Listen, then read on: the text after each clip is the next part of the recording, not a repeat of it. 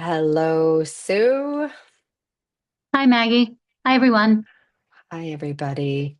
Sue and I are here to talk about August 12th new moon and solar eclipse in Leo.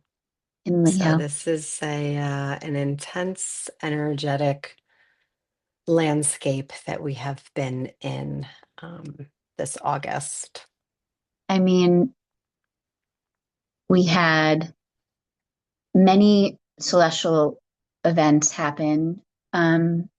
The 888 portal is very intense for, I think, Hmm. everyone that I've spoken with, even for people who wouldn't classify themselves as particularly sensitive to that Yes. kind of energy. I think Yeah. that it was very strong. Um, we In also fact, I had, got a phone call. I got a phone call that day to the day after from a friend who's not usually too deep into this stuff and said, "What the was going on the 8th?" Well, it was everything you were talking about because it was not great for her, yeah, just the intensity of it. yes, So I'm I sorry I interrupted you no, that's okay there. because I was talking with someone today and I felt like I had too much caffeine. Like Mm, I was having like it felt like fluttering. Like I really mm. felt it. Um, and I'm usually okay. I've never experienced that on another Lionsgate portal, and we've celebrated quite a few of them, Maggie. We have, and they Um, have all been intense as far as I'm concerned. um, but we also had the lunar nodes shift Hmm. into a new sign, Mm. and that happens every 18 months. But that when things move, when planets move into new signs, nodes move into new signs, there is a little bit of a kind of, I want to say reset, but it's just a shift in energy, whether it's because of a new element that the sign is in. There's like a change. And the lunar nodes shifted from an earth water axis to an air fire axis. So that happened, and the south node moved into Leo, the north node moved into Aquarius, and we have Lionsgate happening as the sun hits 15 degrees Leo, like fire energy, all happening within days of each other. And now we enter eclipse season, right? That's what it's termed. And the lunar nodes 100% have like influence on the eclipses in terms of when the sun and moon approach the lunar nodes, the alignment occurs. And so, what is a solar eclipse? We find ourselves about to have a solar eclipse, new moon in Leo. Solar eclipses happen only during new moons, and the alignment looks like this: Earth, moon, sun. So the moon's orbit passes between the Earth and the sun. So we get that kind of ring of fire notion, right? The if that this is the type of eclipse that you're not supposed to look at, right? Without um without Right. the proper goggles, you know. Um so this is happening tomorrow, right in the middle of our kind of Lionsgate 8-day Hmm. halo. That's right. And in the area that we're in, this is a in the Northeast here, we Hmm. have a partial eclipse. There are areas in the world that will have a full solar eclipse. Hmm. That's not us, but regardless, we still feel the energy of it. Right. Now, can we see it tomorrow? I don't It's in the middle of the day. I don't know that we can. it is. I don't. don't think we'll see it because, that's when we can see a solar eclipse, you know it because everyone starts to sell the goggles and you Hmm. see things Right. in the news about not looking up into the sun. Right. Um, I don't believe that we'll have view of that. We did a year or two ago. Was it last year? No, it was the April the year before because it was right when I moved upstairs. Okay. I knew there was Yeah. something. We were out in front of Yeah, we were what all Mandira is downstairs now, walking right? And we were around. Yeah. yes, I remember that. Um, Good Okay, times. so back to the energetic landscape. We had the Mhm. 888 Lionsgate. 4 days later, we're hitting the new moon solar eclipse in Leo, right at the midpoint before the 8 day halo of the 16th, where is around the time when the star Sirius becomes visible in this area. So we're right at that midpoint right now of the halo. And that's an intense, I think that this is an intense midpoint. I think it's like the like a pinnacle, like climbing a Hmm. hill. You've reached a peak, and then My, we'll move towards Star Sirius. So, what are we being asked to do? What are we being called to do mhm, with the energy of a solar eclipse, um, and also kind of that 888 kind of preparation for what we're looking forward to on August 16th. And the typical kind of run of the mill new moon is a new beginning, right? A new moon is the mhm, beginning of a new lunation cycle. But we like to treat solar eclipses different because it has such strong alignment. Um, I think we were talking about how that seems like an opportune time to harness that type of energy, but it is mhm. strong and um, it can be it's deemed chaotic, frankly. Any eclipse energy is like, whoa, don't do any of your typical things because it's so strong. But I know you and I in the past have gone right ahead and made some eclipse water Right. because we're we're rebels. But um, Lips in can't this scare me.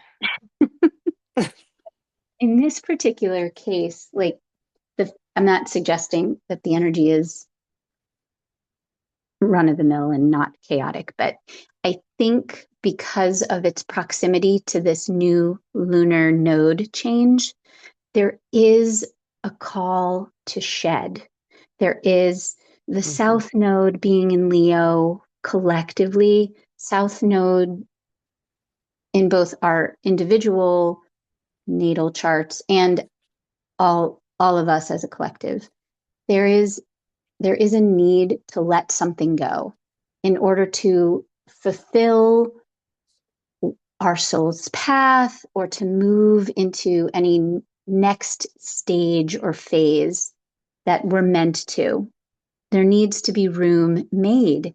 And what's interesting is eclipse season has notoriously been exhausting for many, and it's because it asks us to recognize and look at the patterns that we have created. And patterns for anyone is off that could be deemed something that holds us back, are created to keep us safe. So I think when you're being asked to look at that and release them, it's exhausting because it's hard. It's hard to look at those patterns and mhm. in knowing that it's what keeps us safe, it's hard to let that go. Um, and I know we spoke earlier, and when we look at patterns that we've kind of attached to, that attachment, there can be shame that comes up Mhm. for however that's presented in our lives. So it takes a lot of courage and work, and it's tiring. And what I think is particularly potent about this energy right now is we we start with, well, we're in Leo season, so that's intense. But the Mhm. 888 portal is really a activation or the potential for activation of stepping into a higher self identity, right? So it's like a alignment of time that really is, if you are willing to step into more of your soul's alignment and awareness, it is there for you. So if you are aligned with that energy and like, yes, that is what I want, that's my intention, okay, then in everything happening for your highest and best, guess what? 4 days later, guess what's not aligned with Mhm. you being in this highest aspects of yourself. So for me personally, I noticed over like yesterday, today, some old patterns that again created in safety long time ago that I have really like kind of developed personality around or vice versa has come up for me. And where this has been different than other times is that I've looked at like, whoa, is this pattern actually helping me, or am I just saying that it's helping me because my ego likes that reinforcement? So in whoa, that's where I really felt it like, oh, what is this? And in that, when we look at it, it strips you of like the role, the title, the version of you that you built to be like approved of. Mhm. So what's left under there is energy that wants to be met. So in that, you're inherently worthy. But if we look at old patterns that we've used to survive, and we're looking at them a little bit differently, it's going to change the way you see how you may have behaved in the past, right? And in that, the concept of worthiness comes up because you're measuring against a new insight, a new way of looking at things. So with that, you again are inherently worthy, but I think you use that word shame. What can come up is like, oh, Mhm. oh. So in any practices that you're doing with this energy right now and using it is really looking at like what is shame or what is your connection to your own worthiness, but how do we look at that as one, identifying it, being honest with yourself and truthful. This is what's coming up, as opposed to, no, I'm fine. What did I say on the phone before? It's okay. It's okay. It's looking at what's the truth here? What's the truth of how I really feel? And if that is what is coming up for you, then through your practices, and we could talk about what some of those are, is self forgiveness, right? Mhm. This is the real work because your higher self is not about punishing you, it's not about saying you did the wrong thing. It's about love and knowing that I believe that from that standpoint, there is just unconditional love and we're doing the best that we can at the time. And as you continue to awaken and have a broader perspective, that changes. So instead of saying, oh, I should have known back then, it's loving the part of you back then that didn't know, that didn't have that awareness. So Right. self-forgiveness helps you with like what is releasing really. It's understanding and not punishing yourself. It's like forgiving the performance or the mask that was keeping you safe that you didn't even know that you were doing. But once you have Right. this awareness, you don't need to do it anymore. And that completely shifts your timeline and frequency.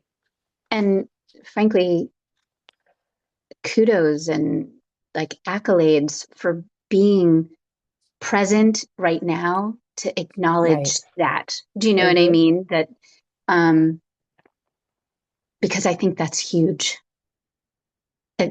I really do. That I mean, because this stuff has been happening to me lately, and Hmm. I'm, and when I'm in the moment, I'm like, I'm really having a moment. But then Hmm. I can see it. I can see things, Hmm. and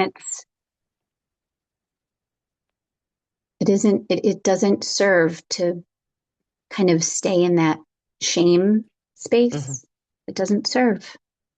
I mean, the shame space might be another pattern, Right. right? We're True. Yeah. taught that in a lot of ways. So it's another layer of it Mm.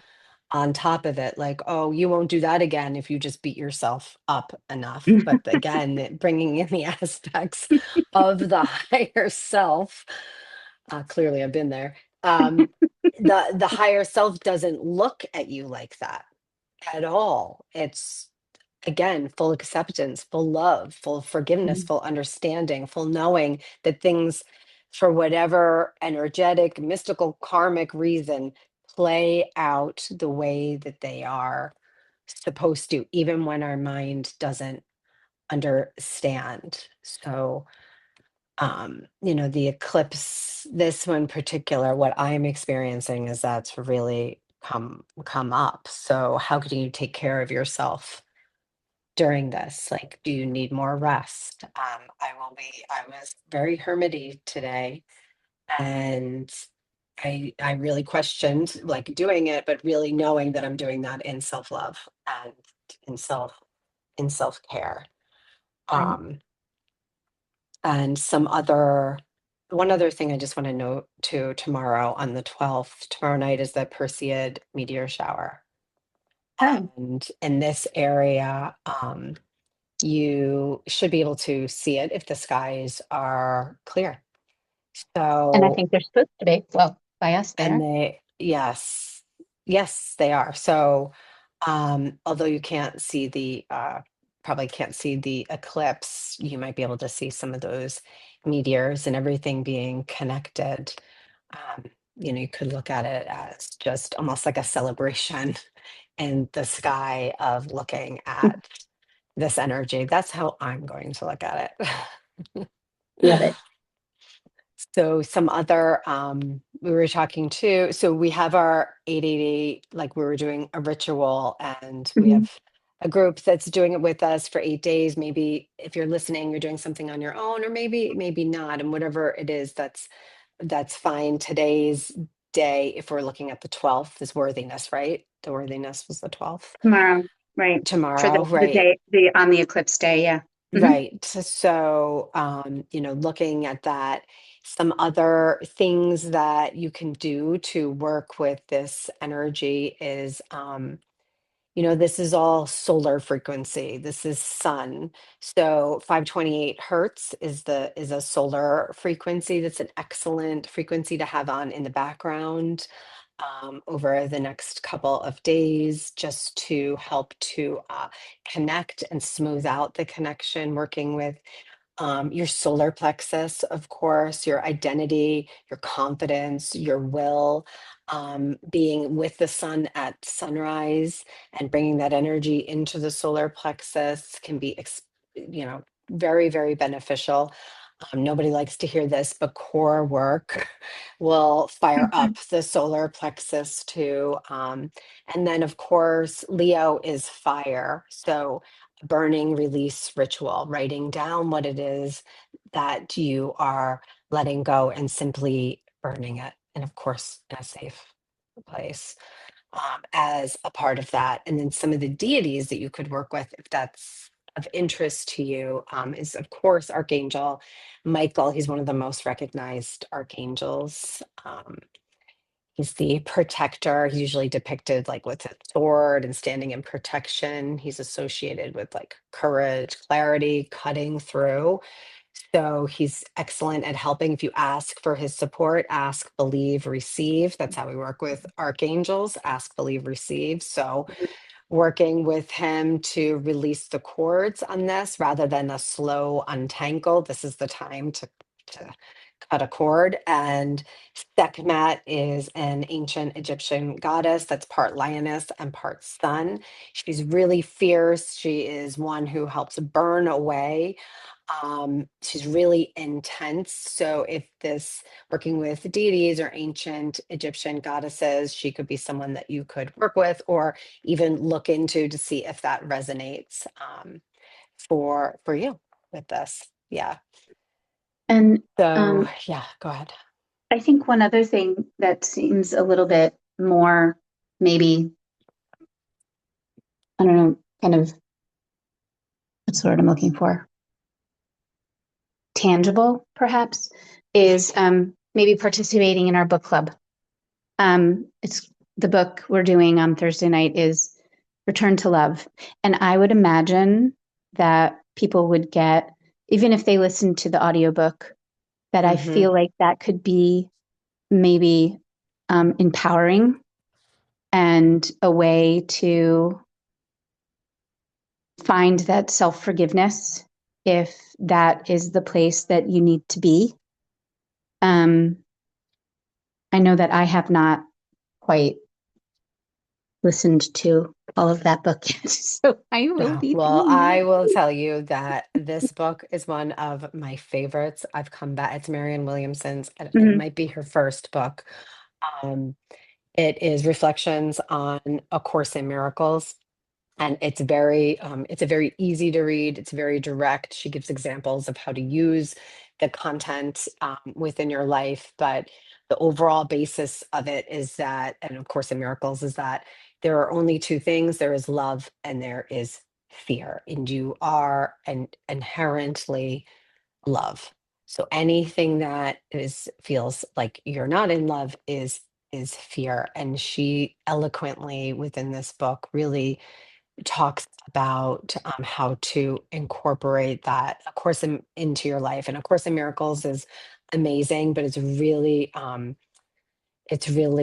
a lot to read through. It can be really like dense, and Mhm. it's a huge practice. And she does such a great job of distilling it so that it's okay, how can I apply this to my life today? It's incredibly peaceful. Every time I read it or listen to it, I remember something else um, about And myself. And so I yeah, feel go like ahead. that might be a good practice to, Yeah, do you know what I mean? For this time of the, totally. during the eclipse season, yeah. It's great. It's great. And it's only like if you get the Audible, it's 2 hours and 40 minutes. So that's really not that long if you just do it in a couple. And if you're into this stuff, you'll love it. Love Exactly. it. So with Okay. that, yeah, we'll see you maybe at the book club. And if you're interested more in cutting cords, the full moon at the end of the month, the sturgeon moon, will be a full cord cutting ceremony. So Yeah, that one's a lunar eclipse. and that's the lunar eclipse. Yeah, So whatever's coming up now, that can be the big, and we're going to do a fun candle work with that. So awesome. going to be great. Yeah. All right. Well, thanks, guys. Thanks for listening. Thank you so much. Thanks, Sue. I'll see you soon. Thanks, Maggie. Bye. Bye.